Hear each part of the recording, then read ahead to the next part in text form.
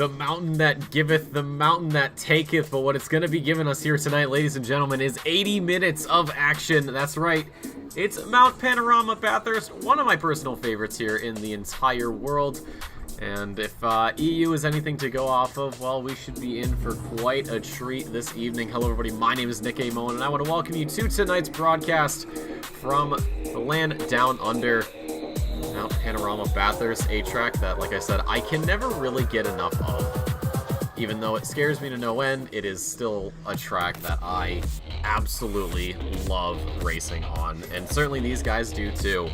So I'd like to just right off the bat apologize for the last couple weeks that have been a complete mess on my end of things. For those of you that don't know, I am both the broadcaster and commentator for the North American and the European Sprint Series. I've been having some technical issues these last couple of weeks, and it has certainly been a pain in the rear, but I think we have it ironed out. I think we found the bug in the system, so hopefully we should be back up and running. I know I said I was going to make highlights for the races. The projects I have right now, I can't fit it in my schedule, unfortunately, but what I can do is at least give you the results, because I know everybody likes that. So we were at, we'll go a week back. We'll go to Suzuka. That was round 3, so we had Lovrink, Landry, and Majid, your top 3 overall for the Pro-Ams. Of course, Majid, who did squeak his way into the podium positions, will finish at the top of Pro-Am in that race, followed by Formato and Hasser, and then for the amateurs, it was Jacques and Quackenbush. Only a couple of amateurs showed up that race, no big deal though. They came out and did their thing and did well, and because of that, that changed up the landscape a little bit. We had Lovrink as well, who had a lights to flag win, with fastest lap going to Wilson Fernandez, a 2:07.81. That was a wet weather race, mind you, so things were a little bit crazy, but Dornelis there was at the top of his game, 271 points overall, 21 points clear of Landry, who had 250, and then Flomger was 73 points back of second place with 177. You look down at the Pro-Am category, Briscoe, 99 points, only had a 15-point gap to Formato, and then a 1-point gap down to Hasser. So Formato and Hasser very close to each other, and then amateurs, it was just Jacques all by himself. And then we go to last week, which was the BMW M2 spec race at Valencia, which from what I heard was pretty darn exciting. So looking at the results from that, of course, it was Dornelis on top of things, followed by Landry and Flomger. And then for the Pro-Ams, Wilson, Hunter Page, and Keith Briscoe. And then no amateurs showed up for that race, unfortunately, so we couldn't really give that to anybody. Keogh, though, fastest lap of 44.62. Dornelis had a lap that was about a tenth slower, or sorry, about 800 slower rather, at a 44.70. Landry started on pole, finished second place. Dornelis, though, that was the big story of the big 3, third to the top step of the podium, so he'll be looking to do the same thing again here tonight. And with championship standings, Dornelis remains at the top of the field, 424 points to his name. He has a 39-point gap over Landry, who has 385, and then there's Flomger, also in the top 3 finishers, has 296 points, so he's 89 points back from Landry. He's really got to round it up here in these last few rounds if he wants a chance of actually coming out in second place, or maybe somehow has some really weird turnaround and finishes at the top of the sheets by the end of it all. But of course, only time will tell if that's going to happen. For the Pro-Am category, it is Keith Briscoe, of course, 154 points to his name. He only has a 4-point gap over Wilson going into this race. And then from Wilson down to Formato is 21 points. So the top of Pro-Am, dead heat almost. But third place could sneak in and do something to shake things up a little bit. Of course, those 3 I just mentioned are all here, and then it's Jacques all by himself in the amateur class category. So he doesn't really have to worry, and no amateurs showing up here tonight, so it'll be strictly a pro and pro-am event. And one other thing that I wanted to mention was the awards that we have. So we have the driver of the day, of course, sort of like what they do in Formula 1. The Sportsmanship Award, drivers who, show very courteous and kind driving out there on the circuit. Best of the rest, that's for anybody that finishes outside the top 10 who is impressive. And then, of course, we have livery of the round. So to go over those, starting with Suzuka from round 3, it was Marc-Antoine Landry, driver of the day, of course. Sportsmanship Award went to Kevin Parody. Dave Hasser picked up Best of the Rest, and Wilson Fernandez won Livery of the Round for Suzuka. And then moving on to last week at Valencia, Ben Keogh picked up Driver of the Day. Timothy Flomger got the Sportsmanship Award. Austin Carpenter picked up Best of the Rest. And there wasn't a Livery of the Round because, well, everyone kind of just did the same thing. It was kind of scary, and it didn't make a lot of sense, but we made it work. And, well, here we are at Mount Panorama. Like I said, 80 minutes on the clock. Originally, this was supposed to be an 80-minute race with no mandatory stop, which obviously mixes up the pit strategy a lot, or maybe you don't pit at all and you just go straight to the end. As crazy as that sounds, it is possible, although slightly ill-advised in my book. But the organizers came in and said, nope, we're not going to do that. You're going to have one mandatory stop. And, you know, that shook up the pit strategy, the playbook, whatever you may go with a little bit. But these drivers, nothing that they really can't handle. So we'll see what is the play here. If you, well, I would say what happened in EU, but realistically, you guys should go and watch that. That was, I couldn't even have written a better ending if I tried. Absolutely incredible stuff. But we are here with Jonathan Clifford, as he is pretty much the first person out, it seems like, every single time at these races. I don't know how he does it. He must camp out in the server at least like an hour or two before the race actually starts. But he's going to set provisional pole 201.307. So a very good starting time. Kenneth Portis comes across only P2, down to P3, because Ben Keogh picks up provisional pole there in the Aston Martin, immediately bested by Timothy Flomger, who's immediately bested by Renato Dornelis.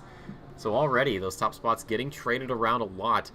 Very familiar faces up at the front, however. Skylar Loverink is finishing up this lap, and we'll see where he comes out. He hasn't set the lap, is P2, so a 2-minute .8. It's a pretty solid time. 4/10 down from Dornelis, though, just about, so he's got some work to do. Of course, these tires and brakes do have to come up to temperature, so we'll see who in there can actually make the best of it. And while we continue to wait for these laps to come through, of course, one quick shout out to Simrigs for sponsoring another season here of the Sprint Series out of Melbourne, Australia. I think it's pretty appropriate given the current location of tonight's race.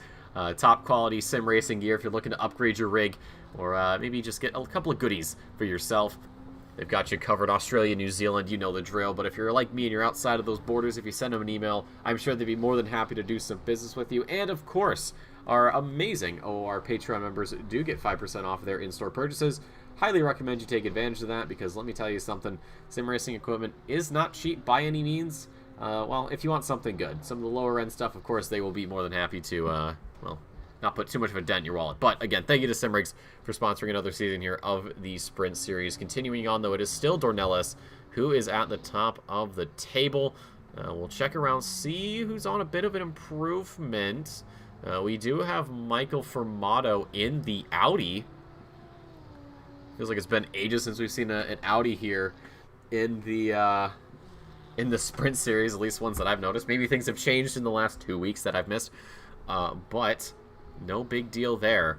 So Formato currently sitting in P9. I think he just got bumped out by, looked like Portis, I think, or it might have been Keogh, actually, who just put him below the position he was just in. Keep in mind, Formato is third in the Pro-Am Championship, so he's still got a chance here. Goes 6th fastest, so that is well ahead of Wilson and Briscoe, who are quite a ways down, maybe had made some changes to their setup. Checking with Landry, he's got a second up right now. That would put him pretty close to Dornelis. Loverink has gone fastest, 2 minutes. Almost under a 2-minute lap. That's impressive. That's amazing. 2 minutes, .062. So he's got to find a little bit of extra time, Loverink, if he wants to crack that sub 2-minute barrier. Very difficult to do here around Bathurst. This is the track that does not give you a lot of room to make mistakes, if any at all, honestly. We saw it in EU. Surprisingly, however, it wasn't the spots where you would normally think drivers would be wiping out, as Kevin Parody into hell corner. Oh, there you go. Kevin. A little bit eager there on the throttle, takes it out. Still with one of the best looking liveries I've ever seen.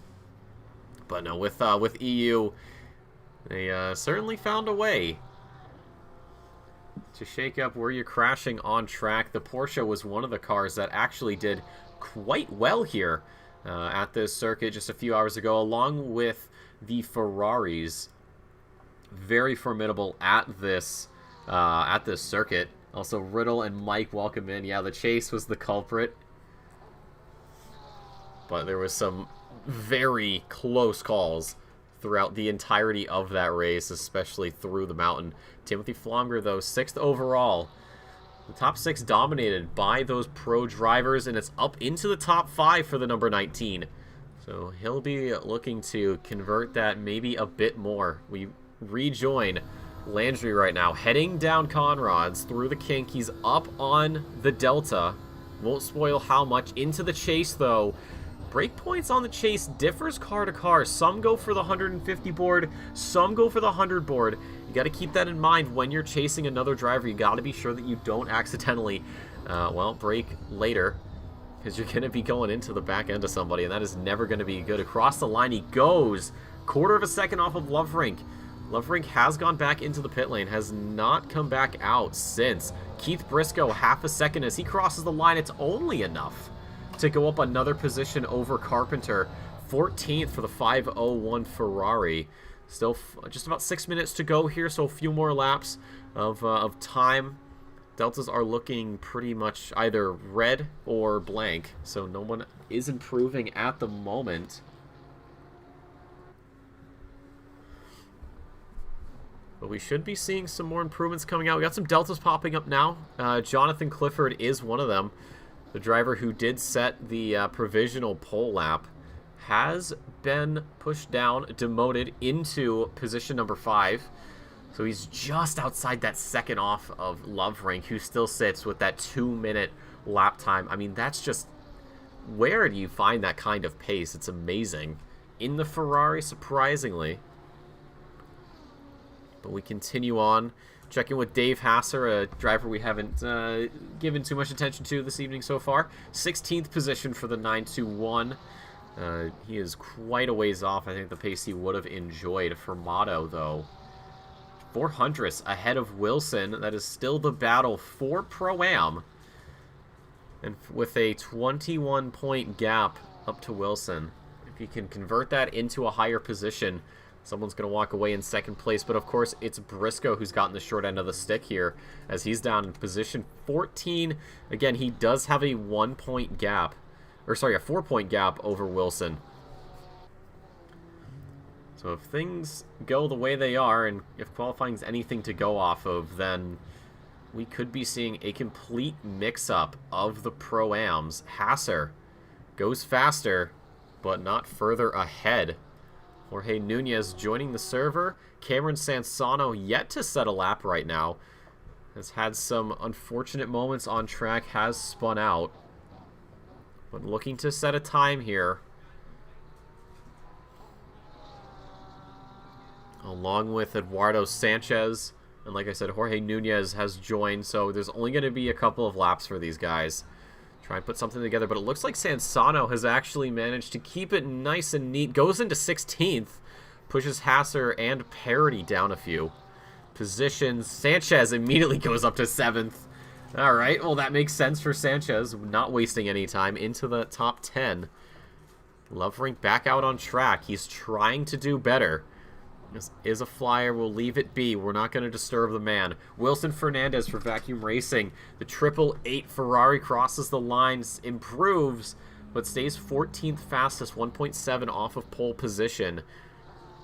We look down again. Dave Hasser still trying to find some more time out of his Ferrari. He's just about he's actually a long way back from Sansano, 6/10, so he's really got to put something together. There's his teammate in front of him.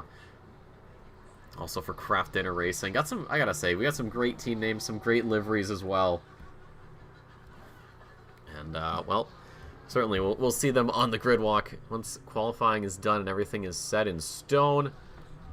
But for Dave Hasser, it's sort of a desperate situation for him. Not even in the top 3 for the Pro-Ams, but certainly trying to make his mark. And he's got a long ways to reach Briscoe, 1.3 seconds, and I don't think he's not quite going to make it, unfortunately. But at the very least, he will close the gap up to Sansano, who is also improving. Dave Hasser does get closer, but it's not close enough for 17th position. So the only driver yet to set a lap is Jorge Nunez. As we look around the grid, see who's out there. Sansano. God, that Porsche just sounds so good. One of the new Porsches, of course. Throws it into the chase. Stitches it up nicely. Gains a 10th on himself. So that'll give him a little bit of breathing room to Hasser, who is also improving. But he's really got to find some extra bit of time if he wants to hold on to position 17. We've lost Nunez. Might be having some connection issues. Sansano, a 2:02.38 for him is what he's going to be working with.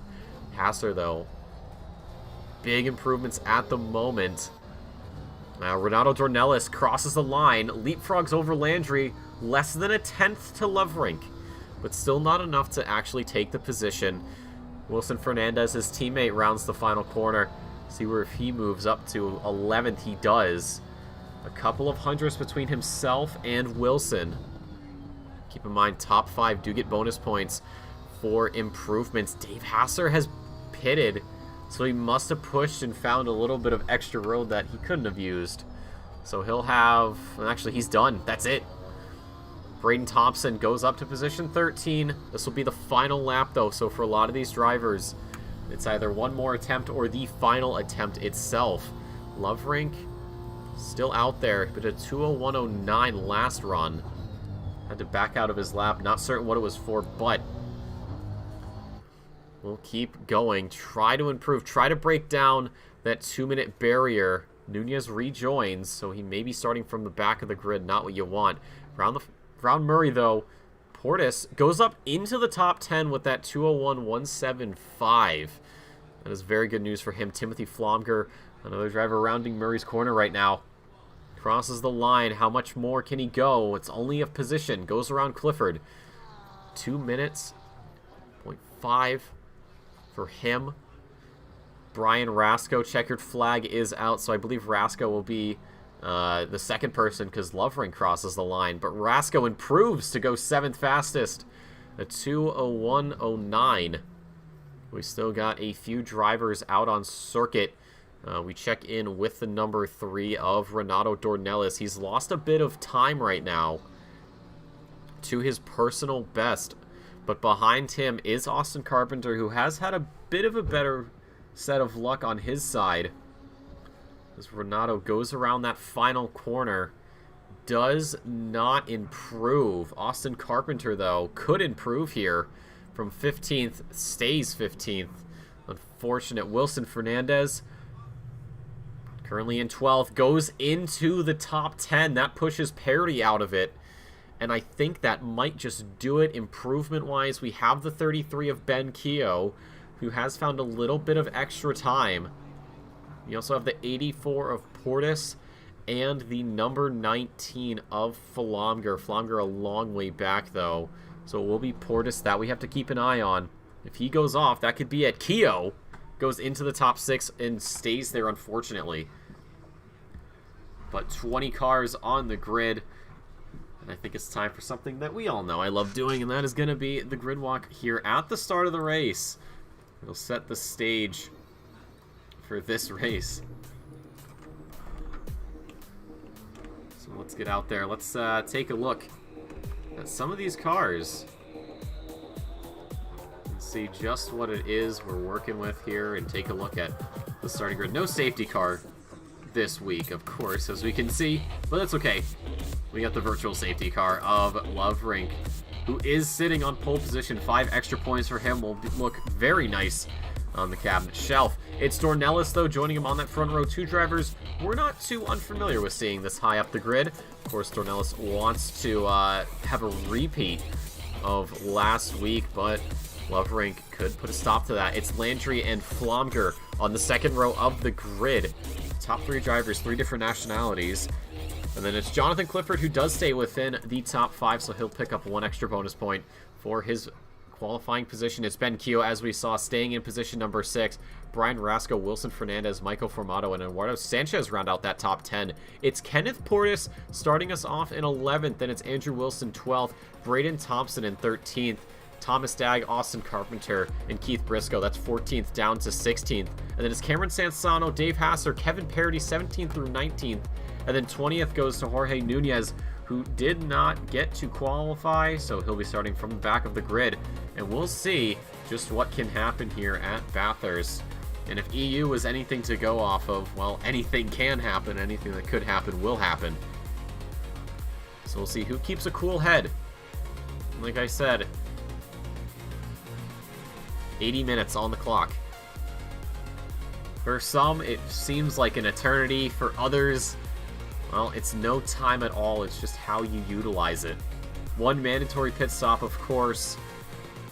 So drivers could be coming in as soon as, I'd say maybe 10 or so minutes after the pit window opens. We should see some, about 40 minutes remaining, 30 minutes remaining. I think we might see 1 or 2.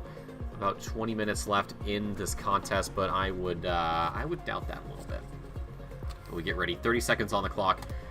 That means it is go time for these drivers. Hit and drive, getting ready for the parade lap. Some say it's the calmest lap of Bathurst. Some say it's the most stressful. But it's the final chance for these drivers to calm their nerves, get themselves situated, and get themselves ready for the greatest spectacle in all of Australian motorsport. And Loverink will be leading us away here for round 5 of the Simrigs Sprint Series from Mount Panorama. A race that I have been looking forward to all season, and I'm very glad that we get to bring it here to you guys. EU put on quite a show, but hopefully North America can do better. Much the same way that, of course, the Garage 56 car is doing better at Le Mans. The Loverink leading us away. Take a look at the drivers. Formulating the plans. Making slight adjustments. Getting themselves amped. Getting themselves ready for what is about to come. Up Mountain Straight, of course. Into Quarry. We'll be seeing it a lot here. Certain cars will excel, obviously, in those first and third sectors, those long straights. Others are going to be at a major advantage through here, through the mountains. Sector 2. And if we actually, we'll say right on board here, Andrew Wilson, you can kind of see what these drivers have to work with. The road that's barely wide enough for 2 of them. Not really a spot you want to be going side by side in, but could be done.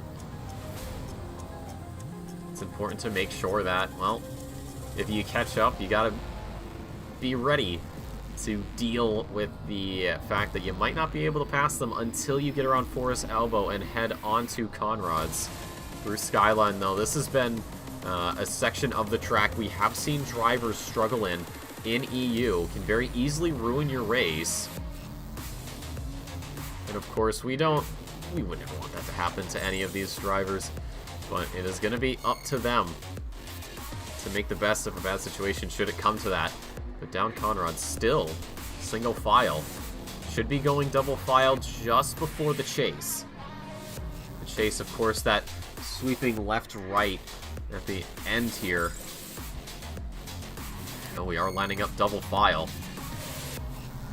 Drivers, of course, gotta be sure that they're in the right position. We've had some issues in the past, of course, with drivers who are out of position does cop a penalty. But for right now, it looks pretty clean. 20 cars on the grid. How many will make it to the end of the race, though? That's the big question. We had 3 DNFs in EU. So we'll see if that trend continues here in North America. This will probably be the slowest time you ever see cars going through the kink for the next long while. Cars got to make sure they close those gaps up. Race directors are very stingent about that. I don't blame them, but we head to Murray's Corner for the first of 40 to 41 times here this evening. It's Loverink on pole with Dornelis.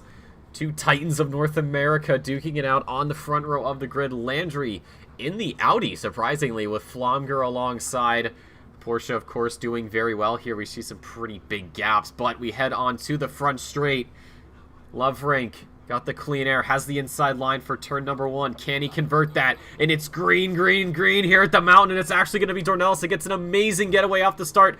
Does jump Loverink, but can't make it stick into Hell Corner, but actually it's the exit. That's far better for the Brazilian as he pulls out ahead, but look at Loverink. A little bit of a side draft is actually going to pull him in closer and keeping him close. Landry has to dip to the inside. That slipstream from your pole sitter has worked out beautifully and actually catches up to Dornelis quite well side by side into Quarry Bend. As we head up to turn at number 3, it's been a pretty solid getaway for everybody. Loverink still on the inside at turn number 3. Dornelis peels away, and it looks like Loverink will slot in right behind the Brazilian, but a touch there onto the Audi of Landry does shake things up a little bit, but they've managed to keep it clean. Checking the rest of the pack, Michael Formato in the top 10, also in and out. You can see the huge line of cars just beyond Rasco, Sanchez, Clifford, Fernandez, Keogh, and Flomger. That is 4th down to Formato here in 10th position. As we go into Skyline, it's been pretty solid from all of these drivers as we head down the S's. Each corner slower than the last, and it seems like you don't have enough room on the corner exit to actually make a move stick. For these guys, that is A-okay. They'll be more than happy to take advantage of that. Through Forest Elbow we go. And down onto Conrad Straight. And it's been a pretty solid first lap. No big mistakes here. And that's very good news no matter who you are on the grid, of course. You want that great getaway right at the start. Sets you up for the rest of the race. But now is the time. Oh, Kevin Parady's been shuffled down the field. I'm not certain what happened there. But he finds himself in position 20. So Nunez will gladly take position 19. A free position is what he wants. But we've completed the first lap. It's Dornelis ahead of Loverink. Landry you're riding on board with. Then Flomger behind. You can see that Porsche just a little bit closer. And just beyond him is the Aston Martin of Benjamin Keogh, who is in 5th. Keep in mind, fastest lap here gets 3 bonus points. So that is Dornelis for the time being. Despite the quali pace, it has been an absolute train wreck for Loverink, who has dropped that position. There is the Audi of, I believe that is, that might be, oh, that can't be Landry. It's not Landry. I think it's Formato. Formato moves up a few positions. That's very surprising. Around Sanchez. So it looks like it was Parody who was up here who had a moment. I don't know if it was at Skyline or Elbows or somewhere, but we've had another yellow, the 921. It's Dave Hasser around. Run it back, see what happened. So coming up, oh, it looks like he just got a little bit too eager on the throttle. God, that was close. Parody and Nunez just pushed through by a little bit. And that's great news for them. But yeah, just a little bit eager there for Hasser. That back end, I think, was stepping out long before he even got around the corner. I thought it might have been the curb on the inside that did him in, but it didn't seem to be the case. Sanchez is very loose there, out of Forest Elbow. A long way ahead of Wilson, and still bouncing all over the grass. I'm wondering if he's maybe distracted or something. But that is something Wilson will be more than happy to take advantage of as he does close that gap up. It's 2/10 right now as we head into the chase. For Sanchez holding on. There is the Honda as well of Kenneth Portis. A Honda, a car we have not seen as much this season, given the balance changes brought to it in the 1.9 update. Of course, the Ferraris, the new Ferraris, are showing up, showing out. as is to be expected. The Porsches and the Lamborghinis, those new Evo models, very popular at the moment. But Dornelis has opened up a pretty sizable margin, 2 seconds to Loverink. So despite the pole position, has not been able to convert. Braden Thompson, we join him. He's got Austin Carpenter behind there in the pink Aston Martin. And just behind him is Cameron Sansano, who pulls out of the slipstream to the left side there as we head up to Quarry. But it isn't going to be enough. A little bit of weaving there. I wonder if the stewards are going to take a look at that. Probably not. But through we go. Braden Thompson does get a better exit, which does push Carpenter back a little bit. But shouldn't be anything he can't handle. Unfortunately, right now, it's Jonathan Clifford who's coming under fire right now. Brian Rasco has gotten a pretty solid exit out of turn number 2 as we head up the mountain. Got to be careful here, especially with how bumpy this road is in something like the McLaren, which can be very unhappy with changes that you can see over bumps. I'm sure we've all gone through the chicane, the Lake Hume chicane at Spa in the McLaren. You got to be extremely careful on the inside on those curbs. But for Rasco, it's nothing that he is unfamiliar with. Manages it extremely well through Forest Elbow. We'll see if he can gain to Clifford. He was a couple of tenths. Now he's lost a couple of tenths. Sanchez as well, I think, has fallen off the pace a little bit. No, he does have Portis behind. It looks like Wilson at some point has gotten around him, but we're going side by side. Down Conrad straight into the kink. Who's going to back out of this one? I don't think either of them are. And as I say that, Sanchez thinks better of it, but back on the attack later on the brakes into the chase. The Mexican dives down the inside, but now he's on the outside, still side by side as we head to Murray's Corner to start lap number 3 here of this 80-minute contest around Bathurst, but Sanchez just has to give it up. It appears as though Portis does have his number, and that pushes him back towards Briscoe. Could another position be taken away? We check back up front. Marc-Antoine Landry from Canada pulling up here on Loverink. He has a slipstream, but not close enough to make a move. So now this is the part, we talked about it in an AP, and we were going to talk about it, of course, here in North America, is you can get a great run up Mountain Straight, but if you can't get the move around them before you go into Quarry, you're stuck here. You are stuck behind this car until you get towards or out of the exit of Forest Elbow. There's no chance that you can make a move stick, and if you can, you're insane, but you're also insane. And it's also, you gotta make sure as you go through McPhillamy not to get too wide on exit. That gravel is there, and it will just pull you clean off the circuit. And again, through Skyline, you can see how much the Lamborghini there of Clifford was just hopping around as he got on the brakes. Of course, very easy to get a little bit too much motion in the rear if you have the suspension a little too stiff. You could bounce up, the tires will just automatically cease motion because there's no contact with the ground. And when you come back down, those tires are still going to be locked, and you're spinning, and that's really it. Keith Briscoe touched there on exit, so you're going to see this probably quite a fair bit throughout this race here tonight, as drivers just trying to push as much as they can out of the final corner, but it is extremely difficult. Brian Rasco, I think, tried to make a move work at the on the outside at the chase, but Clifford, solid defense from him. We'll maintain position 7 for right now, but there's a long way to go. Look at Loverink out of Hell Corner. You can see how close Landry is. There's a couple of tenths, but with that slipstream, oh, I think Loverink just missed a gear shift. I don't think he did. I think he was a bit late on it. It sounded like it. I think he did. Landry's a lot closer. A little bit of a bump, I think, or maybe just checking up. And he pulls in behind. Dag goes into the pit lane. Very early stop for the Canadian. Not certain what that's all about. Jonathan Clifford as well was in a similar situation to Loverink. But of course, safety in the form of Sector 2 comes to his aid at the right time. Meanwhile, Dornelis puts up fastest lap at 2:79. So that'll be very good news for him. 5 bonus points for fastest lap and for the no, he'll actually get 6. 6 points, 3 for fastest lap, 4 for second place over, or in qualifying. Of course, it's Lovering that does get 5, but that would not be enough, along with the win from Dornelles. 150 points is the amount that is given to the winner, so keep that in mind. Driver's going to be giving it their all on to Conrad's. Again, this is really the battle right now, as we keep an eye on Rasco and Clifford for position 7. Clifford's fallen down a little bit.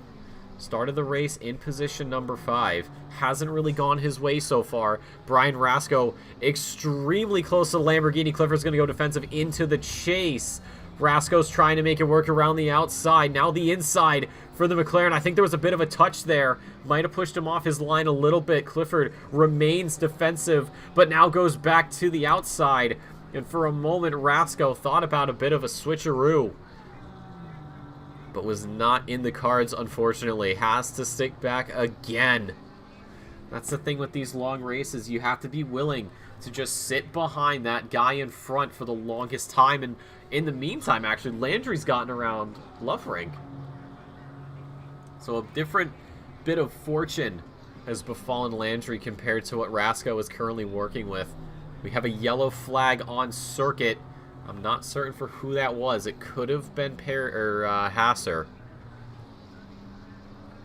I think he was just coming on the circuit as he was getting off the circuit. But, yeah, as I was saying before, you have to be willing to just sit here and let matters go the way they are. Sitting behind someone is never easy, but having someone sit behind you no matter what you do is a bit harder to cope with. But of course, Jonathan Clifford, not a driver we should be counting out at all. Incredibly formidable foe here in the North American Sprint Series. Showing it here tonight. But for Rasco, he's got to be careful to not get too impatient. Of course, being close enough up into turn 2 and trying to go side by side through 3. And if you can somehow make it work under the tree, I don't know. That's just, it's a pretty impossible task. But running out of patience, especially towards the tail end of the race, if Rasco were to sit behind Clifford like this and just get so close to actually getting his position, but not being rewarded for his efforts, then that's going to do a number on his mental state. But with the slipstream, look at him go. Clifford pulls to the inside. It's going to be a little bit slow there as we head into the chase. Rasco's down the inside and finally makes it stick. It looks like his patience will not wear thin. Pulls ahead into position number 7. Jonathan Clifford demotes to P7. We'll have to see what can be done. What is the response here from him? We're going to join Andrew Wilson and Kenneth Portis right now. The battle for the last spot in the top 10. Still an hour and 7 minutes to go. It's going to be a long race for these guys. Of course, the second time this season that we have seen an 80-minute race. The last time we did have an 80-minute race was at the Glen. Although that was an 80-minute no-stop.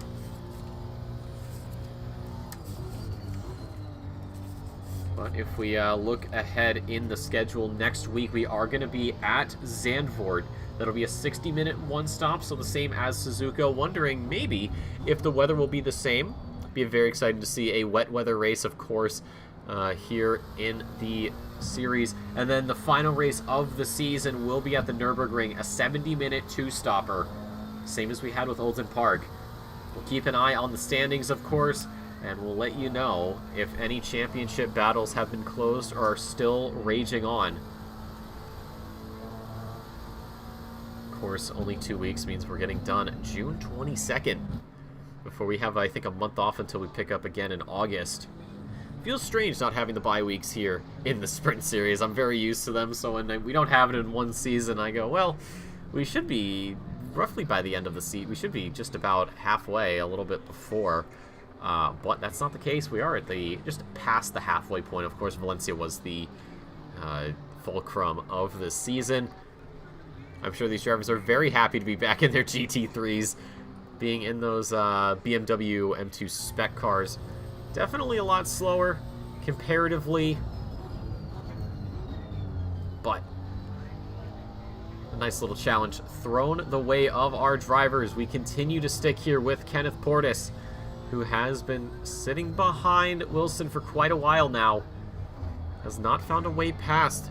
His last lap was 0.3 quicker, and this one is a 1/10 slower, so a little bit of that Constantina back and forth that we see a lot in racing. It's one thing to catch up, it's another thing to pass entirely, although turn 1 for Wilson has not gone all too well, because that's going to give Portis a chance to pull in closer. And you can see the rear wing there just poking into frame as we head into Quarry. And I think Portis has the position into turn 2. Yes, he does. So just that little mistake into turn 1 is all Portis needs to pull ahead. Eduardo Sanchez now looking to gain a position back that he lost. And behind him is, of course, Keith Briscoe in the 501 Ferrari. You're going to be seeing these drivers get very close to the walls here. Close enough as they dare, as Sanchez actually shows exactly how close you can get to the walls without making contact. But look at the gap that's already opened up between Portis and Wilson. Immediately is half a second between them. It looks like the cork has been released from the bottle, and for Portis, that's great news as we see the Audi of Formato just up ahead. I think getting a little offline. A little wiggle there in the background for Briscoe. Very scary stuff. Not what you want, especially as you go downhill here. And even here into Forest Elbow, it is very easy to just get a little bit too much on the inside, get a little bit airborne in the car. Those tires stop, they lock up. And even going into Forest Elbow, that last right-hander, if you get it wrong, you're going to just tap the inside, and you are going to go clean into the side wall. And right now we see Flomger making a move on Lovrink. Does it stick? They're side by side down the front straight we go into Hell Corner. Lovrink on the inside. It's still door to door here as we go through turn number 1, and it is Lovrink that comes out ahead. Your pole sitter, after losing 2 positions, does not want to lose a 3rd and continues his campaign to either maintain or take back that which was taken away from him. Dornelis, though, 5.6, almost 7 seconds now clear of the guys behind.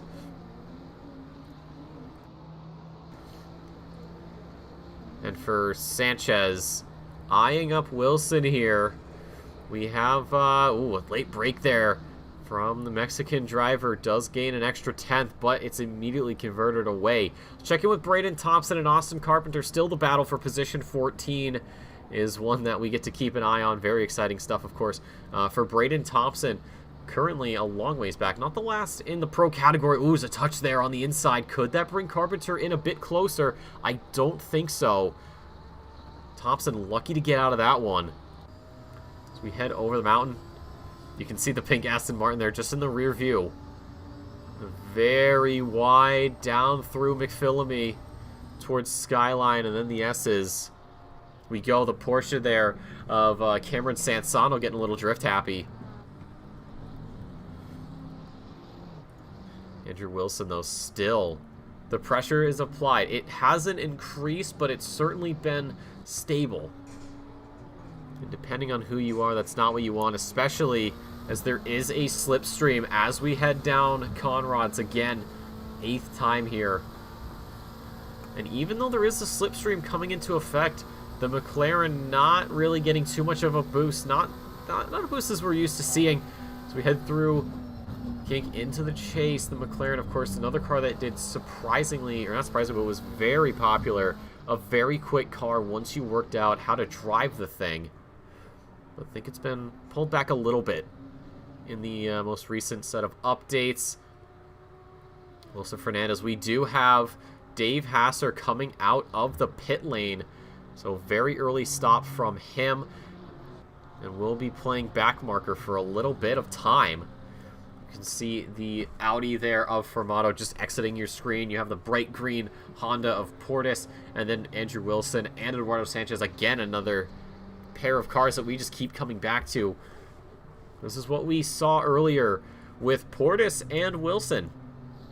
Except the storyline's a little bit different. Look at how close Sanchez is. Does he go for a move here into turn 3 on the inside? No, he has to back out. That's a very smart move. A drift there from Wilson will not give him the speed. It does get him some style points, and that does somehow push Sanchez off his line. Sanchez is getting loose now because of that. Wasn't expecting that drift there. Had to back out. That threw him off his line a little bit and had to get back out there. It was just a smart move there to back out of that attempt into turn 3, but it did scare. It did scare someone off their line. Right now we got Jonathan Clifford in a bit of a different situation. He had a pretty good gap down to Formato, but Formato caught right up. But it seems as though down through the S's, the setup here for the 999 has actually been far superior to the chasing car behind. Andrew Wilson, again, still here, still dealing with Sanchez. Jonathan Clifford, into the chase. It's very close. Onto the grass. Does go Rasco. Not what you want to do here. It's going to cause a lot of problems. Andrew Wilson's gone off the circuit. I'm not certain what happened there. We're going to go into Helicam here. Was he assisted by Sanchez? So through the kink into the chase. Sanchez backs out, and it looks like, oh my goodness, Wilson just completely misses his break point. Has to go off the circuit. Thankfully doesn't spin, rejoins safely, but loses quite a few positions down into 15th. Not what you want here in this race, but there's an hour to go, still plenty of time to make up lost ground. We join Michael Formato and Kenneth Portis, the battle for 9th. Look at the Honda, how close he is, but not close enough again to make a move. Have to stick in behind through turns 3 though. Formato loses a bit of pace. That does give Portis a chance to catch up, but not enough time to actually make it work. You can see up and over just how close Formato's getting, and it's that risk of getting so dangerously close to the wall that's giving him the ability to just pull this gap out, and we have a huge crash there from Rasco. Oh no, that's Hasser. That's Dave Hasser at Skyline. Spins it out. Oh my god, a huge snap of oversteer. Bounces off of one wall, ricochets off the other. And a world of pain there for the 921. And that's what I talked about earlier. You can just get a little bit of that bouncing and your car is going to lock up, and you don't want that, and that's exactly what's happened to Hasser, and this is definitely going to be a race that he wants to forget. Jonathan Clifford has maintained 7th. It's Rasco later on the brakes there into Murray's corner. Can't make it work though. Has to just, again, step back into 8th position.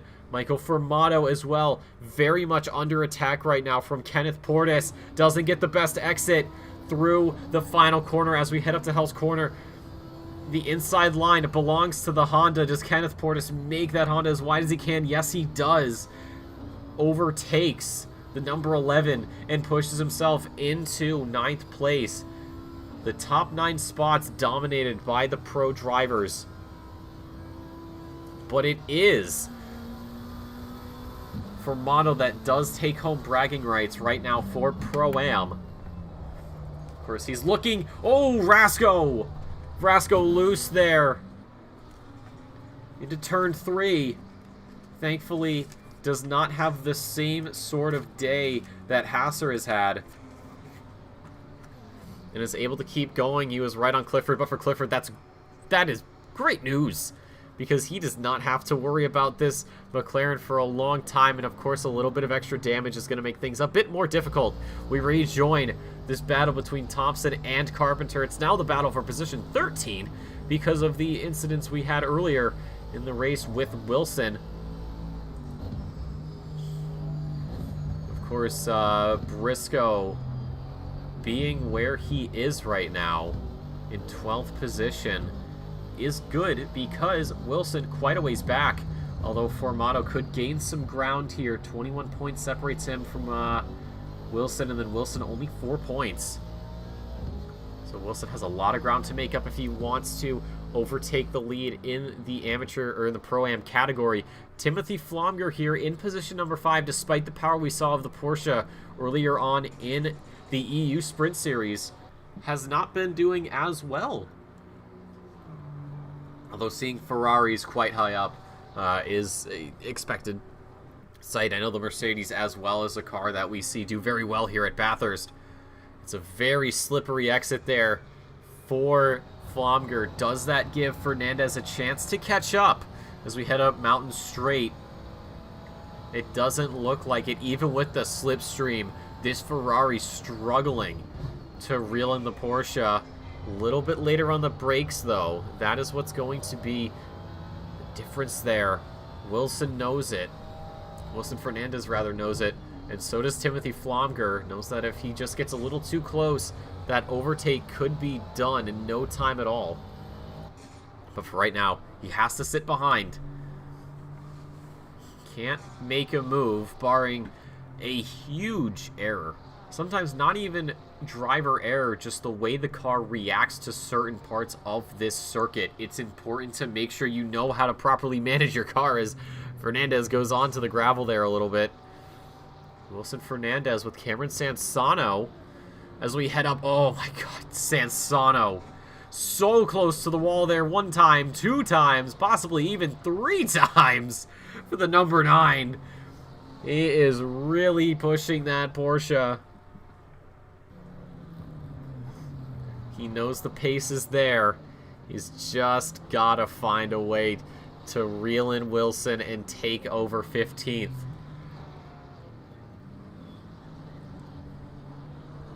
As we head down Forest Elbow onto the straight. Not close enough for a slipstream, but can certainly just keep things interesting. But things have very much calmed down here. In this race,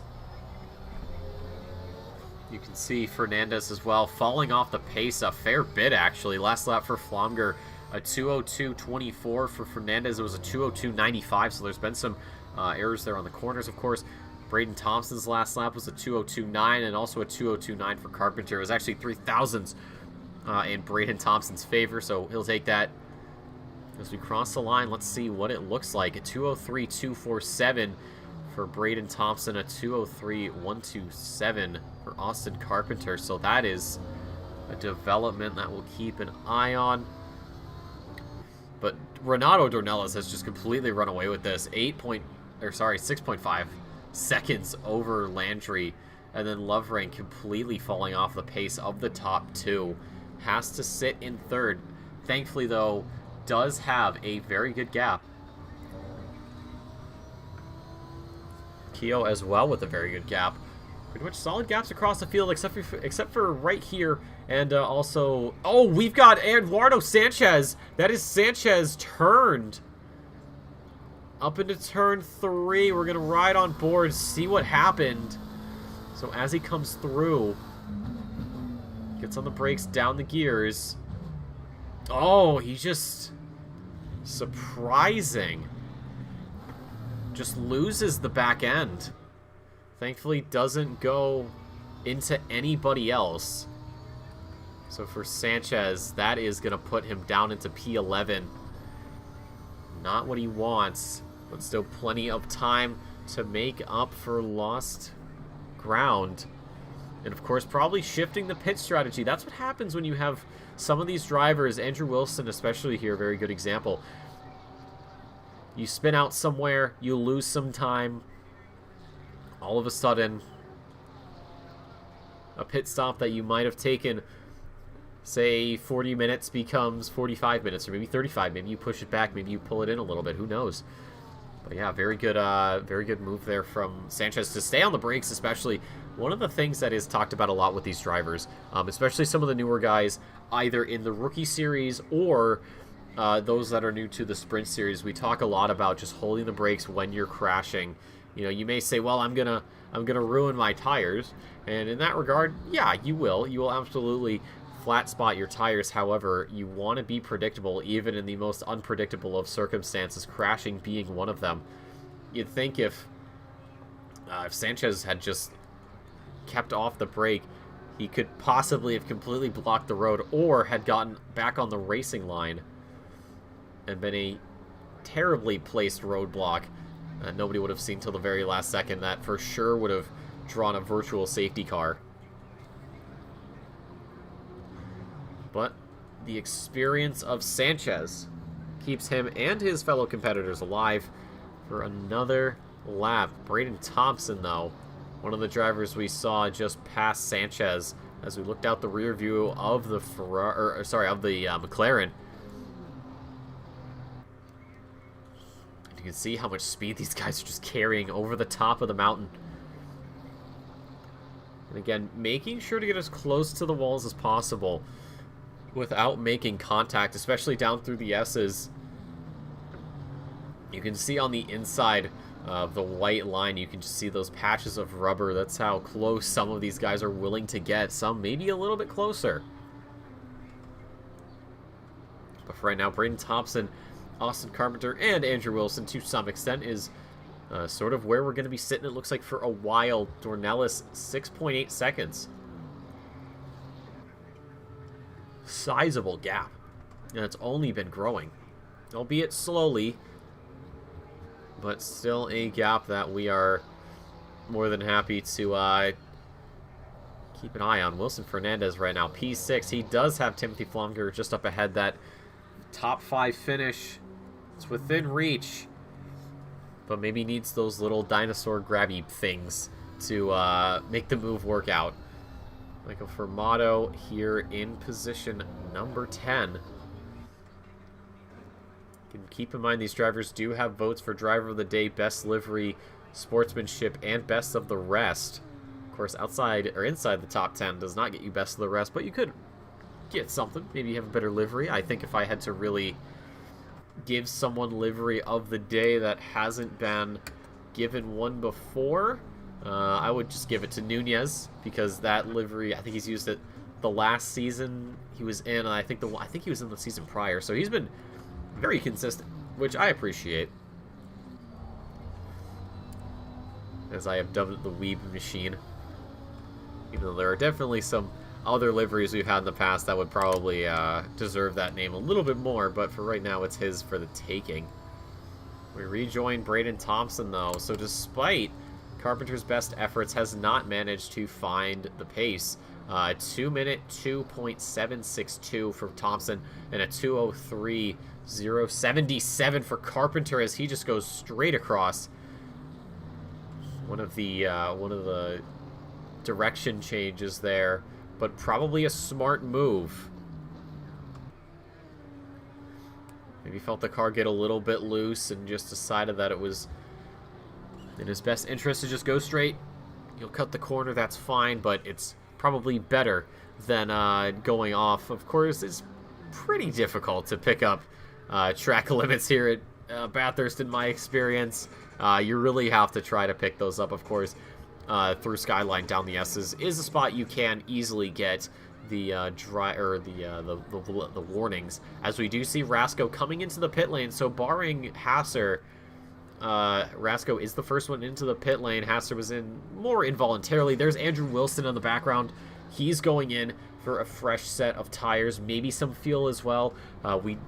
For some drivers, they will underfill the car, try to just gain as much of a gap as they can, come in, grab some fuel, grab some tires, get back out. For others, however, they decide to overfill the car, calculate how much fuel they're going to need, and then just go a bit over that. So that way, all they have to do is tires. But the thing is, it doesn't really matter all too much, because what ends up happening is you have fueling and tire changes happening at the same exact time. So if you have no damage and you're just doing tires and you're just doing fuel, 30 seconds through and through, in and out. Of course, if you have some damage you want to repair, or you want to make a change to the brake pads or a suspension fix, that's going to cost you some more time. Just refueling, though, doesn't take too long, but with that mandatory stop, that means these drivers do have to put on a new set of tires, and it is extremely important that you either, A, set up your pit stop prior to the race starting, or if you do it, you make sure as you go through your MFD that you actually select new tires. If you've ever wondered in the MFD how you know the tires you're going to be putting on are brand new, there's going to be a white circle when you select that number, and that'll say, hey, this is a new tire set, you're going to be good to go. Of course, not doing that is not what you want to do, but for these drivers, I'm sure they've spent plenty of time making sure their setups are just the way they like, and especially those pit stops, very, very important to get right. You want to spend as little time as possible actually fiddling with it. The only thing you might want to switch up is the, how much fuel you want to put in. As we do see Andrew Wilson coming out of the pit lanes there. That's Flomger and Wilson Fernandez getting around him. Dornelis still with a massive gap, 6.1, so he's lost about 0.7 of a second. Not certain what's happened in the meantime, but as long as he's ahead, that's good news for him. Carpenter has picked up some time, though, 0.4 off of Thompson. So another instance of that Constantina effect. Maybe it was because of the little cut at the S's. But either way, back on Braden Thompson like he has been for the last, I don't even know how many laps it's been at this point. It feels like every time we happen to check in, they're still keeping each other company. Of course, you do also see Cameron Sansano just lurking in the background.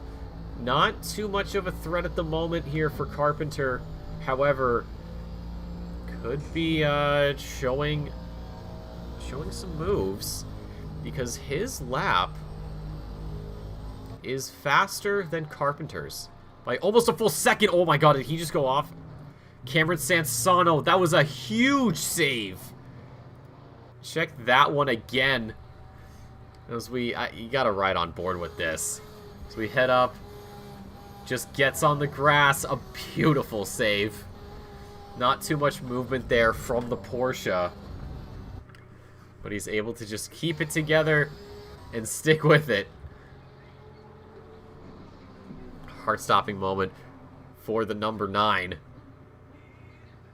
But the number 9 has gone large, a bit of a dip, but didn't let it slip.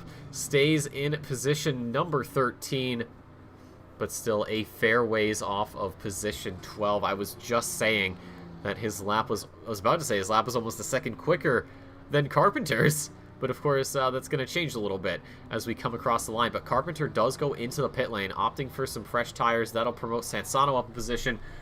But now he's got some work to do. If he's recognized the pace he has, which I'm sure he has definitely taken note of, then he might start calculating just how far he wants to go before he comes in to try and stay ahead of Carpenter.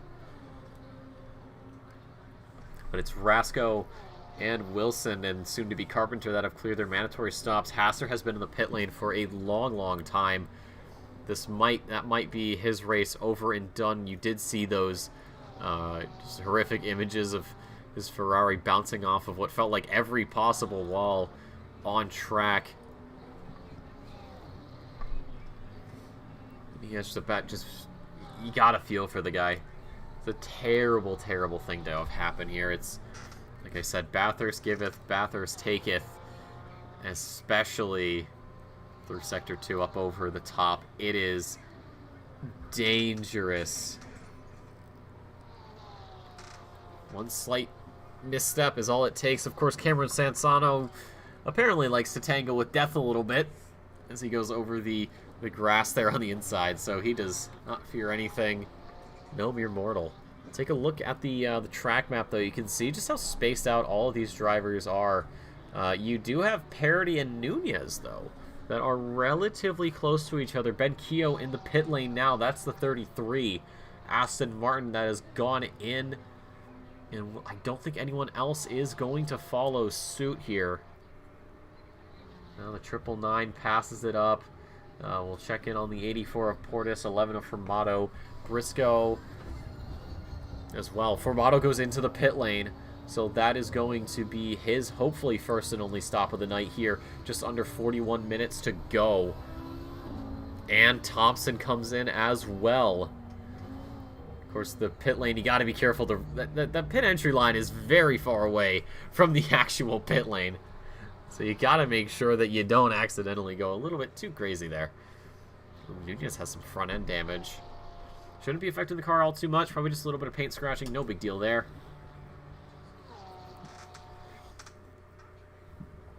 And parity as well up front. So in the pits, Keogh, Formato, Thompson, Sanchez goes in for his first stop. It looks like Parity's going to pass it up. Same with Nunez. Parity's last lap at 2:07.3 compared to the 2:05.4. I don't know if he might have gotten a little offline or what it was. Yeah, it looks like it is. So a 2:05.19 for the Canadian. And then for the Mexican behind, it's a 2:05.04. So there is some pace there for Nunez. But he has to keep it consistent. If the gap stays at 4/10, then he will be in striking distance within, I believe, 5 laps. Of course, this is sort of discounting any blue flags or just off lines. We do have Landry into the pit lane, and Carpenter comes out in a very tricky situation as Brian Rasco has the 144 there, or sorry, yeah, the 144 of Thompson ahead. You can see, oh man, he had the speed there, he had the pace, but just couldn't make it work. Flonger's in the pits, Fernandez is in the pits, Clifford is in the pit lane. So we are getting some changes here. Braden Thompson in a lot of trouble. Of course, we saw him dealing with Carpenter for a long time, but it is Carpenter that's come out ahead. Dornelis still out, Loverink is still out, Portis, Briscoe, Sansano, Parity, Nunez, all of them still out on circuit as we just dip under 40 minutes. Brian Rasco has some speed though. As we head down through the S's again and again to Forrest Elbow, very close, has to just stand on the brakes a little bit more than he would like as we exit. And how will that play out? Let's wait and see. Down Conrads once again.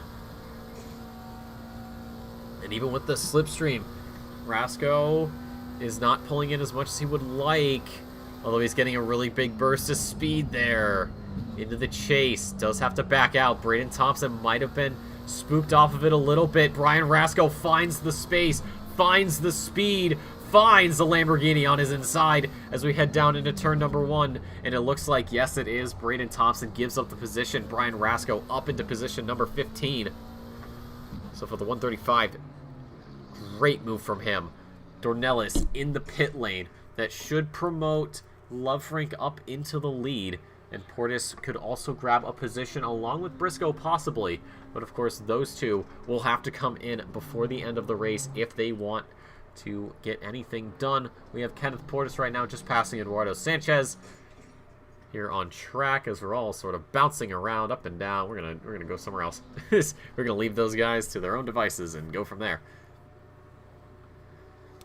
Jonathan Clifford sort of in no man's land right now. You can see just how lonely he is on circuit as we are sort of flying all over the place. I don't know what's quite going on. I don't know if it's server related or me related. Hopefully it's not. I don't think anything's downloading. Nope.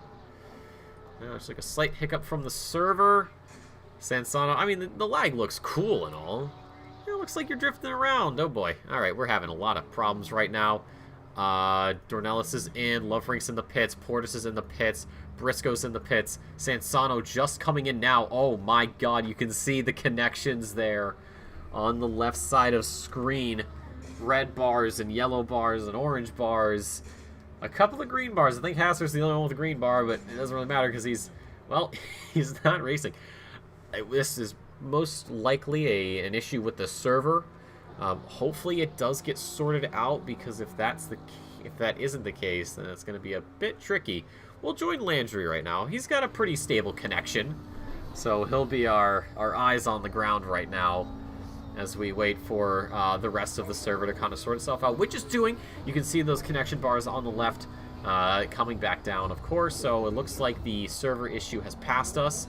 Wondering maybe those wildfires in Canada causing some problems for a few of these drivers. I know I went out the other day and I was wondering why it was so hazy, and it wasn't until the next day where I realized that someone reminded me, hey Nick, Canada's on fire, and I went, oh, that's right. But things have stabilized here. That's Mount Panorama, Bathurst. Dornelis holds on to the lead. Landry in P2, Lovering P3, Flomger is 4th, and Keogh rounds out that top 5. And then 6th through 10th belongs to Fernandez, Clifford, Portis, Briscoe, and Sansano. Kevin Parody, the last driver, of course, to clear that pit stop, will start us off in P11. Then it's Formato, Carpenter, Rasco, Thompson, Wilson, Sanchez, Nunez, and we'll count Hasser in there, of course, because why not? Even though he has been sitting in the pits since his crash. But with Parody coming out of the pit lane in what is to be position 16, as you do see Wilson running up and getting around quite easily. That will be everybody in the pit lane, everybody on a fresh set of tires, and hopefully for the next 34.5 minutes, these guys keep it clean. Battle's really settling down, though, although it is Brian Rasco on the back end of Austin Carpenter as we head down the S's towards Forest Elbow. And just up ahead there, I believe, is Keith Briscoe just exiting shot. Now, Rasco could pick up a lot of heat here in the slipstream. Half a second, though, right now. And if he's going to pull in closer, if I had to bet on it, it's probably going to be right as we reach the chase. But even then, it's only a tenth he's gained, surprisingly. Wondering about setup. Maybe Rasco's running a bit of a downforce heavy setup compared to what Carpenter has, who's looking to gain time on the straights. Of course, that's one of the things these drivers do have to balance is the aero of their cars. Because this circuit does sort of cater to the same sort of situations we see with Suzuka or something like Spa, if you really want to get into that, is you have sections of the track that are great for just opening up the taps and seeing just how quickly you can reach your top end, but then you have the entire middle sector, which sort of, what's the word, it magnifies the importance of having the correct aero package on the car, because of just how easily you can lose one part. Usually we're seeing the back end step out and drivers going off. Of course, the bumps, those are important with suspension. Too stiff and you're going to be hopping around. Too soft and you might bottom out and end up spinning. But Brian Rascal, look at the speed he's got. There's a touch there, I think, on the back end of the Aston Martin as we head down to Skyline. Brian Rasco, I think he wants to make the move. He wants to be a little bit crazy. Over through the mountain we go, but has to just settle back in. This is definitely on for P11. Keith Briscoe up ahead. The more these two fight, the bigger gap that Briscoe's going to have to work with, and he'll be more than happy to take that. Later on the brakes goes Rasco into Forest Elbow. Down the mountain we go again. If only climbing mountains was this easy, I think everybody would do it. Let's see if that slipstream plays into Rasco's hands again. Keep in mind, he only gained a tenth of a second the last time. And as we head up to the chase, I think he didn't quite lift off the throttle, but he just sort of released a little bit of that pressure. And does sit back behind. So Rasco definitely has a setup that is catered more towards the second sector. But it looks like Austin Carpenter has opted for sectors 1 and 3. Because he knows that's where he's going to gain the advantage. And we do see the Audi there of Formato. So if these gaps close up gradually, we could be seeing a 4-way fight for 9th. Which would be very exciting. The gap from Formato to Briscoe, though, is about half a second. Hasn't updated just quite yet, but I believe it could be a full second, but I highly doubt it. They look a lot closer. It's actually, yeah, about half a second or so. Oh, Rasco, that's a little bit loose there into turn 3. So we'll check in right now with Keith Briscoe as we head up and over. It looks like the gap, though, to Formato has built up a bit. Not what he's looking for. We check back in. So, yeah, Rasco, you can see how close he gets to Carpenter. Doesn't get that last turn quite well. Went wide.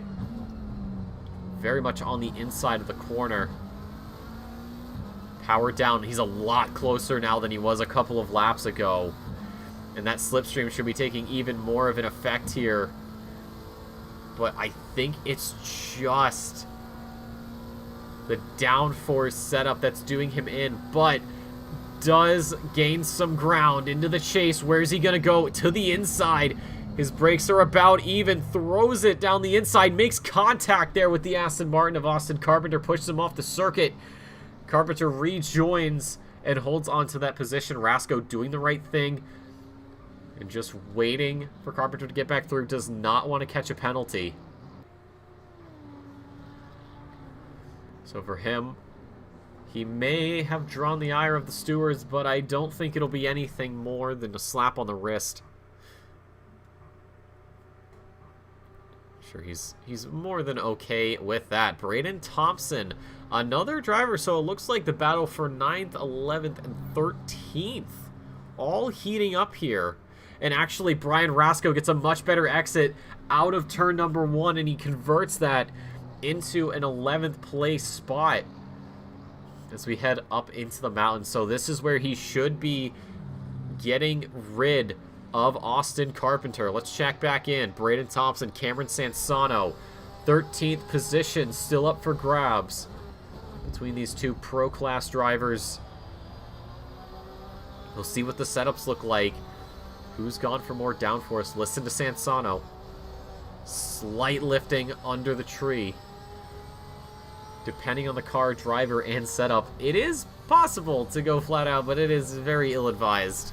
Unless you're hot lapping or just absolutely pushing that car to its limit in a desperate situation for a position at the end of a race. But it looks like both of these cars have been kitted out pretty well for this circuit.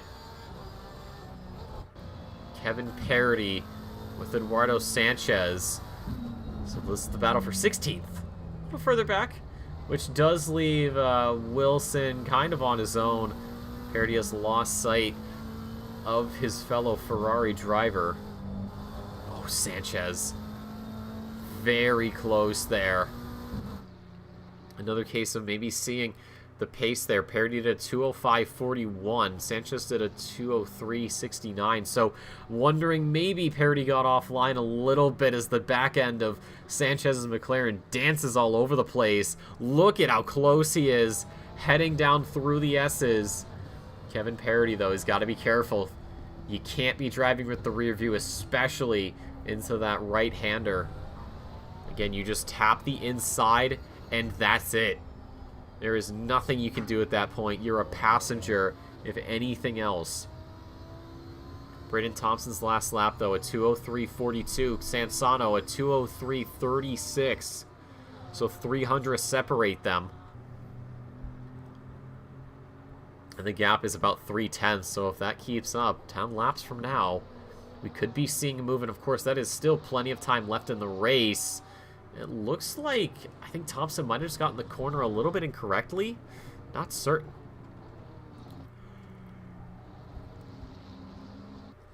But Sanchez right now has Dornelis in his rear view mirror. He gets a better exit out of turn number 1. Or sorry, out of the final corner.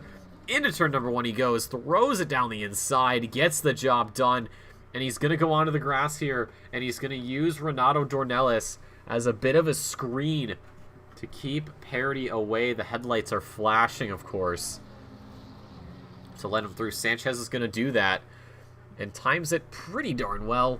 so he can hold this position up into turn 2. Now, the thing we talk about here in the Sprint Series is the blue flag rule, which is obviously when a car like Dornelis, for example, is within a second, they will come out. Hold on, gotta just put a pause on that one. Cameron Sansano out of the mountain has gotten an amazing run on Braden Thompson as we head down Conrad Straight in the slipstream, side by side into the kink. Who is going to be the bravest of them all? And it is Sansano throwing it down the inside.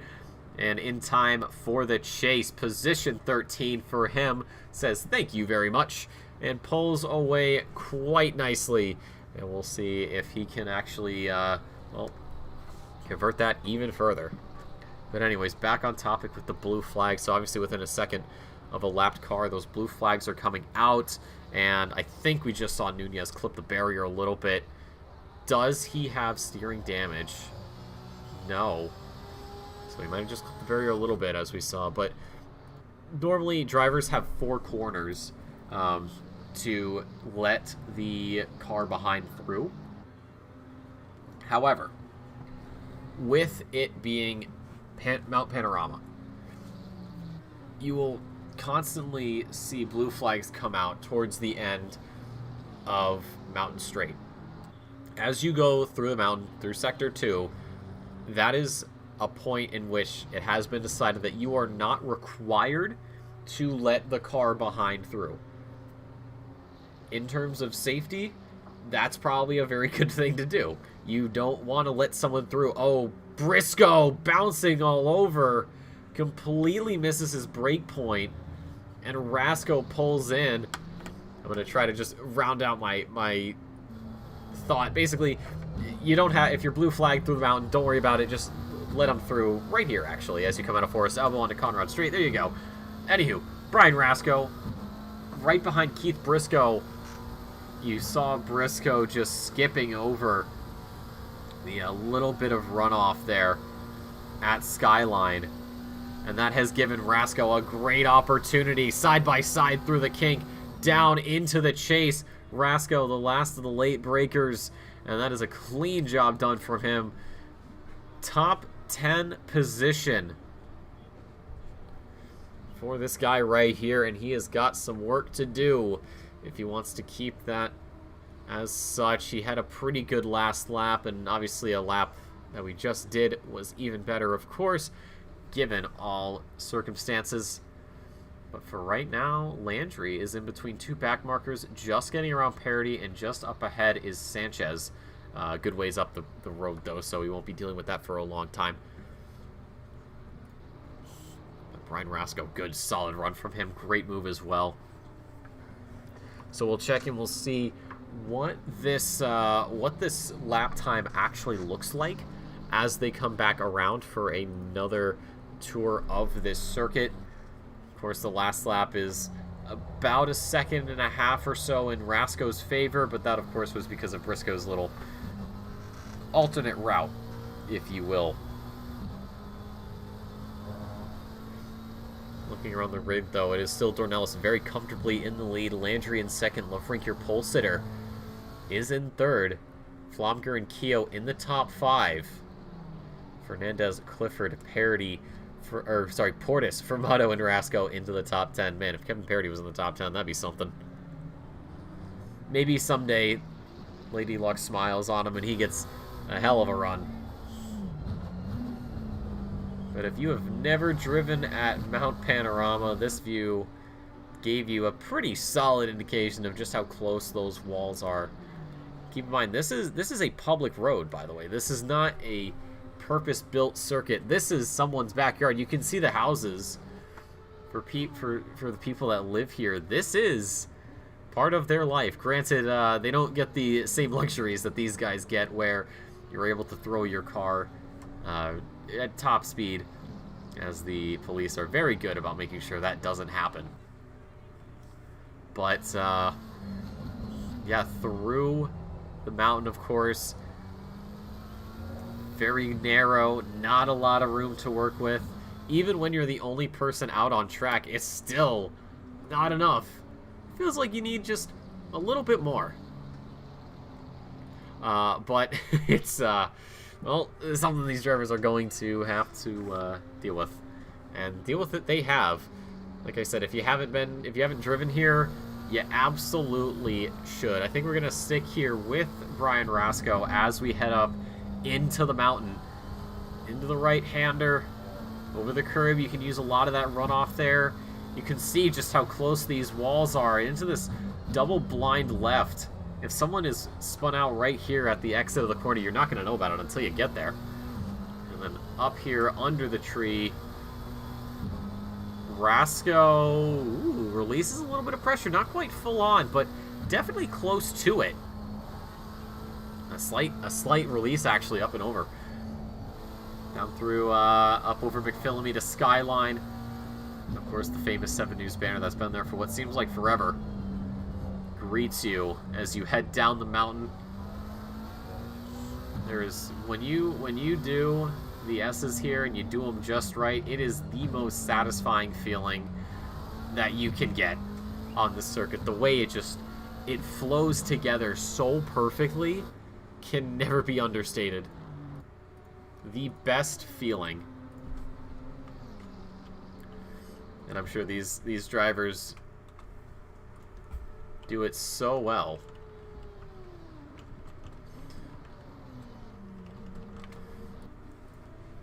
All the practice. This is definitely one of the circuits on the calendar that these drivers will absolutely be putting, I'd say, the most practice into. This circuit does not give you a lot of margin for error.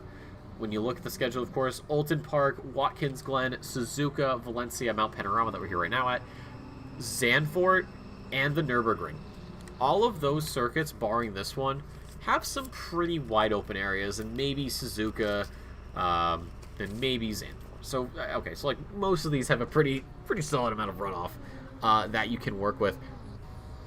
Some of them do have some tight sections. I know Watkins Glen up through 2 and 3 especially, notorious for some close action. And then looking at Suzuka, of course, through the S's, very narrow there. That first half really is quite condensed, and even with the second half, that long, just top speed area, you don't have a lot of room for error there even, especially through something like 130R.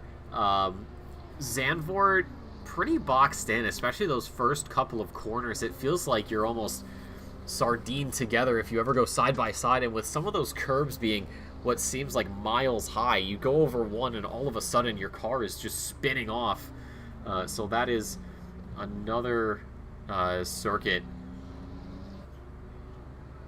that has not a lot of runoff. There are some areas of that track, though, that are very, very wide and have a lot of area to work with.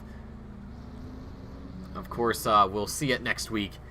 But in ACC, we do not have the updated layout of the circuit. We don't have that banking that we see a lot of when Formula One races there. And then the Nürburgring, well, what's there to say about the Nürburgring that hasn't already been said?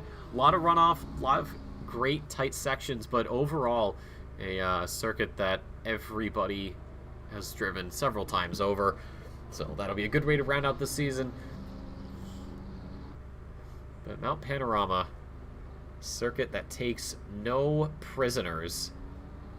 And currently Michael Formato might become prisoner to Brian Rasco,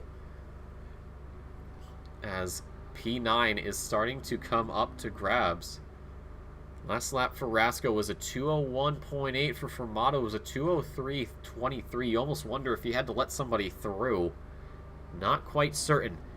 Up Mountain Street we go. Rasco definitely in striking distance. But a lot of work has to be done if he actually wants to make this gap close up. Into the mountain we go. And we continue on. Same with Nunez, who I believe is close to... Oh, that's not Parody. Never mind. I thought that was Parody for a second. Parody is actually having to let Skylar Lovering through. Those flashing headlights coming through. Parody will just let off the throttle. That'll let Lovering through. No problems at all. And things are good, fine, and dandy in the kingdom. Rejoining Formato. Ooh, almost a touch there from Rasco. He shows you just how much he's willing to push for this position. So we head down the hill. And it is closer for Rasco. This could be huge for him. On to Conrods we go. What does the slipstream have in store for us? How much is Rasco gonna gain? Doesn't look like all too much, despite the hole that's being punched in the air by the Audi. Through the kink we're gonna go just right about now. And still Rasco is a bit closer. I don't know if you heard it, Fermato did lift off the throttle just to get through the kink in one piece. And Rasco looks like a bit of extra downforce is going to make the chase a bit easier for him. He's later on the brakes into turn number one, or into the final corner into Murray's. A little bit of a switchback actually is going to be exactly what he needs. You can just barely see the McLaren poking into view. There it is, side by side into Hell Corner. The inside of the corner belongs to Rasco, and with it, position number 9 as Fermato runs wide onto the grass. I think picked up a little bit of gravel there, but is not going to give up that easily. Right back on the attack in the slipstream. It is Rasco pulling to the inside the defensive line into turn number 2. The move is running into, they make contact with each other. They both go off. 9th and 10th. 9th and 10th into the barriers. That lets Briscoe and Carpenter through. We're going to roll this one back. Look at the launch that Fermato gets. He pulls out to the outside, comes back in like Rasco isn't even there. It's like he just thought he cleared him.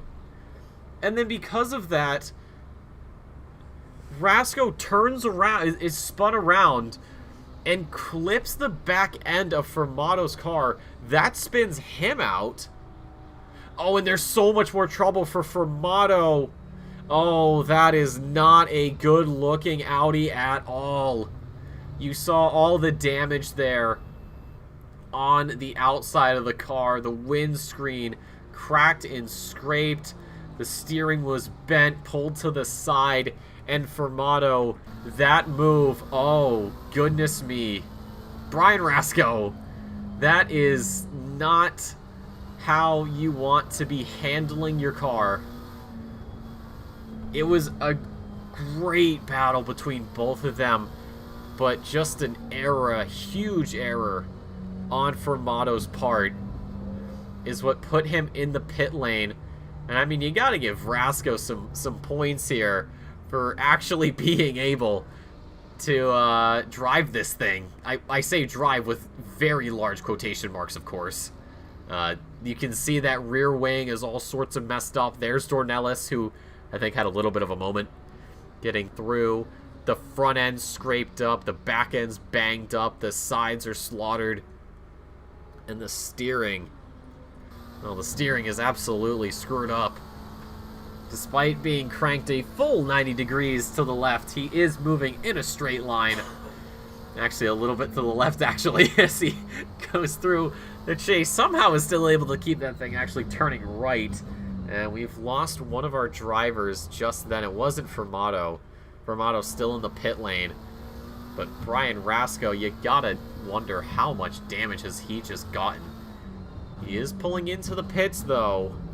So for him, that's good news. He has made it back. He's gotta be careful that he gets it into the pit lane with no issues. Oh, this is a long drive down the pit lane. I'm wondering if he's even going to be able to keep this thing in, if he's going to be able to turn it into the pit box. We can't tell where the pit box is exactly, but I think he's actually got it lined up quite well. Has the angle shallow enough. Wow. You know what? That's a pretty good job from Brian Rasco to put it back into the pit lane in one piece. You can see, yeah, just how banged up that thing is. It has definitely seen better days. But Fermato is in 18th position. We'll see where he comes out. He's probably going to be a lap down on Rasco at the least. But that is just a silly thing to do. He turned in like Rasco was well behind him. That wasn't the case.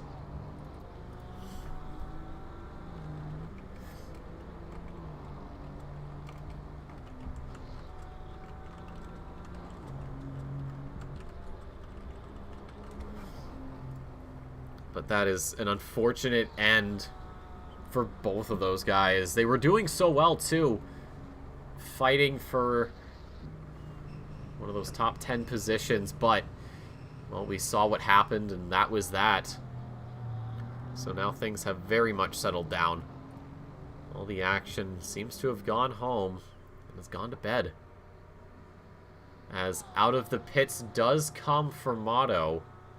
So we'll see just how much, or how far down he is. I'd be surprised if he comes back around and actually does manage to, well, gain a position. Rasco obviously not going to be too pleased with that one.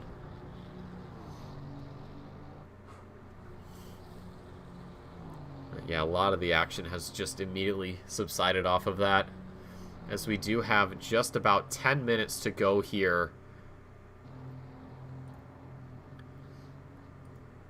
And we do have possibly a battle for position number 9. Keith Briscoe and Austin Carpenter. I mean, how much have we talked about them battling it out this evening? It's been a while. So it looks like Fermato should be getting on to the lead lap, or I say the lead lap. Brian Rasco is out of the pits finally, so he is not in last position. Michael Fermato is a long ways off, so yeah, I don't think there's any chance that he catches up to Rasco. So like I said, an unfortunate end to that story, or that chapter rather. But the story isn't quite over for either of those drivers. They still have 2 more weeks to make up some positions in the standings. Zandvoort, a track that I think will be quite the race, given its format of 60 minutes with a mandatory stop. But for the standings, Dornelis, of course, being on top, that's a very good thing for him. With this win, he would pick up 157 points in the championship. For Landry, second place for him is very good. He does have a pretty sizable gap to Flomger, who is in 4th, so it shouldn't be too much of an issue. And then for Loverink, I'm not certain how far back he is, but he is not really in the picture at the moment. And then for the Pro-Ams, of course, Briscoe ahead of Wilson and Fermato. So that'll give him some more breathing room there. Of course, 4 points to Wilson, but with a 9th place finish compared to Wilson's 13th, well, that's a pretty good chunk of change that he'll be taking home. And Fermato getting really the short end of that stick. And then no amateur class drivers here. Maybe a bit scared of the mountain. I know for some of the newer drivers, they're a little bit hesitant with Mount Panorama. They've seen and heard the horror stories of what happens when you get your line just a millimeter wrong, and the butterfly effect that has. And maybe shied away. I did try to check the sign-in sheet, but it already got moved over to next week's race at Zandvoort, which has had a couple of responses on it already. Of course, that'll be the penultimate round of the season, and then after that it is off to Germany for the final race of the season. Hopefully crown the winners there and be on our way to a well-deserved break for all of us here at the OOR, in the booth, in the stewarding's office, or in the steward's office, and of course for the drivers. And then ideally we are back in August for season 14 of the Sprint Series. Of course, no news for that, no circuit selections just yet. That'll be an internal discussion with the higher-ups that I will find out at roughly the same time you guys do, and by roughly I mean probably at the exact same time. But we'll also be putting out the announcements for registration being open. Of course, drivers from the Rookie Series, I'm sure, will be more than eager to put in their application for the Sprint Series. And of course, if you're maybe new to sim racing and you want to find a league where you can really grow and learn and be in an environment that isn't pubs, then Well, the OOR is the place for you. Very welcoming community here, of course, out of Australia. So you're going to be dealing with a lot of those Aussies and Kiwis, and basically the majority of the players in this, or in this community, I'm going to call it, even though it's more of an organization, are from the Asia-Pacific region. But everybody here, I mean, we just absolutely love all the support we get from everybody here. Whether you're racing or stewarding, maybe you're like me and you're doing broadcasting and commentating, or you're just commentating, or you're watching, whatever it is, sharing it is just something that we love to have here in this community. So if you're looking for somewhere in the sim racing world you want to call home, well, I can tell you for a fact that the OOR has got you covered. Plenty of channels for just getting better at this game. We have a whole section dedicated to setups, to learning the tracks. There's a lot of great resources and a lot of people that are willing to help, especially guides for hot lapping or just dealing with the race. We have an entire academy division to help you get better at your racecraft and really sprout your wings and become the sim racer you want to be. Here, obviously, if you're someone like me, you kind of just sit in the booth and you talk, and you do pretty good at it. But a lot of these drivers have been in the Sprint Series for a good few seasons now, and I have really seen them change. Dornelis is a driver that I have actually had the pleasure of being on circuit with way back in season 6. That was terrifying. The couple of times I actually had to blue flag for him was terrifying.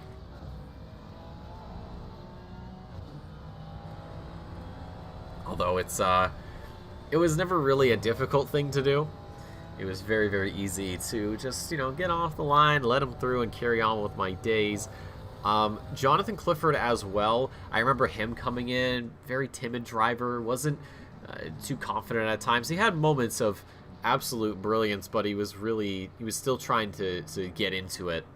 And, seeing him now, one of the top contenders, he was an absolute menace in the Pro-Am scene when he got promoted up, and then of course we bumped him up into Pro, and he's been a huge fan of the challenge. He loves it, and he has really just shown what he is made of here in the North American Sprint Series.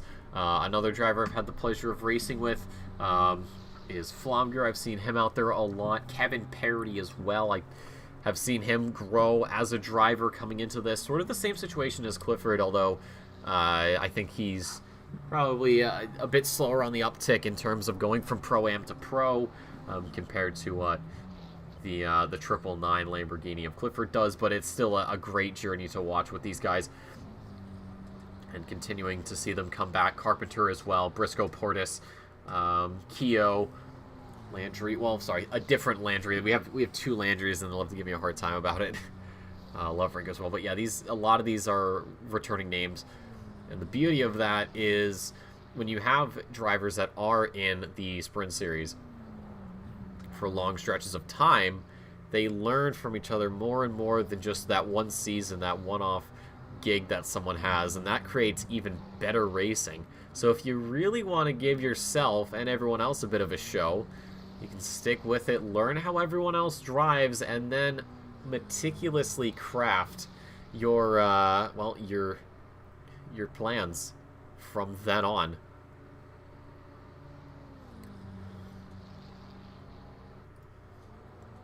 And you could have instances like this where lap after lap you're keeping it close, as we do see Eduardo Sanchez finally catching up to Andrew Wilson after quite a long time. It's just a smidge over a second to Sanchez on that last lap. Although the thing is, Renato Dornelis, he could choose, if he wanted to just let off the gas a little bit, slow things down, and by the time he does get back to the start-finish line, that would be it for the race. That would be all she wrote. And for Sanchez, that would be it. Although, as I look at the lap time now, and I look at how much time is left, we actually have one more to go. So the next time Renato Dornelis comes around, that'll be the final lap. Sanchez got a great run there Tried to sneak it down the inside, but realized that this is not the place to really be making those kinds of moves. Oh, and he runs wide at McPhillamy. And despite all the bouncing, that McLaren is pretty stable and actually gains some time here on Andrew Wilson, surprisingly. So the battle not over yet. Kevin Parody, excuse me, something happened there. I don't know if he was letting somebody through, but either way, for these two right here, this is definitely going to come down to the wire. Renato Dornelis, though, rounds the final corner for the second to last time, though, as he crosses the line. It will be the final lap here for this 80-minute test of fortitude from all of these guys, really, to keep going. I just realized the driver we lost was Dave Hasser. But for Andrew Wilson, that Ferrari is beaten and battered, and he's got one more lap to try to keep Sanchez behind. For Dornelis, though, it is going to be smooth sailing. Same with Landry. Lovrink as well should be in a similar position to Keogh and Fernandez Clifford. So pretty much everybody from 1st to 12th is all set. 13th, though, is still undecided. Now, we could have unexpected moments that we saw in EU that I'm not going to talk about specifically, but you should definitely go and watch that broadcast. A lot of fun with Simon and Charles, as always. But we could see something happen, of course. That's where those nerves of steel got to come into play. You got to make sure you're not spooking yourself. You're not getting yourself amped up for no reason, especially as you come over the mountain and down to the S's, down towards Forest Elbow. The only time you can really have a chance to just sit there and take a moment is down Conrad's. But it is Sanchez that does understand that this is it. He's giving it everything he's got, really throwing it onto the grass, trying to find all the time he can. And because he's done that, he gets right up there on Wilson. But the problem is overcooks it into the corner, goes a bit deep, and loses that time. Sanchez recognizes that 13th is right there. He's just got to gain a little bit more ground right now. On to Conrad's we go for the last time for these two. It will be a lap down for them. And Sanchez with the slipstream. He's just pulling it a little bit closer. Towards the kink we go. He's on the outside through it. The inside line belongs to Wilson. Who's going to be last of the late breakers? Sanchez very late on the brakes. Makes contact. Almost spins himself out. Goes off. And you wonder, is Wilson going to have to get that position back? Does Sanchez have to give the position back by the time we get to the checkered flag? I don't think he is, and I'm sure the stewards are going to look at that. So despite finishing in 13th, this may be a time penalty added on at the end of the race, or after the race rather, and we'll report on that next week when we head to Zandvoort. But ladies and gentlemen, it is Renato Dornelis picking up another win here in the Sprint Series. Landry is in second, and Skylar Lovrink, despite starting on pole, has to settle for third. Doing some donuts, though, so you can appreciate the sportsmanship as he destroys our liquid moly fly, or panels. We need those. Come on, man. Timothy Flomger peeling off right in front of us. Hello, sir. The number 19 finishes in position number 4. It's Ben Keogh into the top 5, though, in the Aston Martin. Wilson Fernandez, you just saw him flash in the lights there. It's 6th position for him. Jonathan Clifford as well into the top 10. Kenneth Portis in 8th. Keith Briscoe has held off the challenges from Carpenter all race long. And as he comes through Murray's, it's going to be into the top 10 for himself. And Carpenter Sansano is somewhere in the world, probably on Conrad's. There he is. But we'll give you that updated or fully realized standings. Of course, things get a little bit jumbled when you have drivers that immediately leave the server. But for Cameron Sansano, let's ride on board with him. It's the end of the race. Through the chase he goes for the last time, as he heads to Murray's Corner as well. 80 minutes. He's got to be proud of himself wherever he ends up at the end of all of this. Out of the final corner he goes, and across the line to round out the evening. But ladies and gentlemen, that is going to do it for us here tonight at Mount Panorama. Let's take a look at the standings here after 80 minutes of action. It's Renato Dornelis on top, got around Loverink and just kept going and never stopped. Landry and Loverink, of course, in the top 2. Flomger and Keo rounding out that top 5. All pros from 1st to 8th. Then for Pro-Ams, it is Briscoe that finishes ahead of Wilson and Parody on the podium for the Pro-Ams. Nunez and Fermato, 4th and 5th. We saw what happened during the race. And then Dave Hasser, of course, DNFs. Him and Thomas Dag, the 2 DNFs, both Ferraris, the only casualties here tonight. But one final quick shout out to Simrigs. Another beautiful, thankful sponsorship from them here in another amazing season of the Sprint Series out of Melbourne, Australia. These guys have got all of your sim racing needs covered, especially if you happen to live in Australia or New Zealand. And if you're outside of that, you can send them an email, and I'm sure they'd be more than happy to do some business with you. And if you're like me, you don't need anything. But if you're like our beautiful Patreon members, you guys are getting 5% off your in-store purchases. So if you're looking to get yourself another setup change, or maybe just adding on to what you already have, Simrigs has got you covered. So thank you guys again for another amazing sponsorship. But that is going to do it for us here tonight, folks. We're off to the Netherlands for another round, the penultimate round of the Simrigs Sprint Series. It'll be a 60-minute one-stopper, and then that'll set us up for the final round at the Nürburgring at the end of the month.